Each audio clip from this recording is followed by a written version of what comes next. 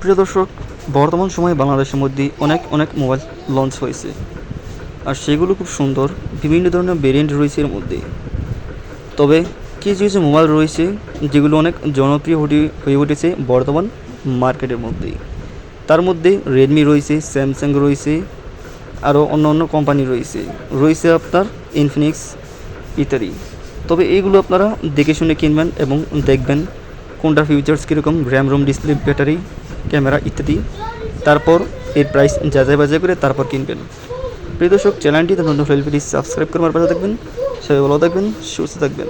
আল্লাহ হাফেজ।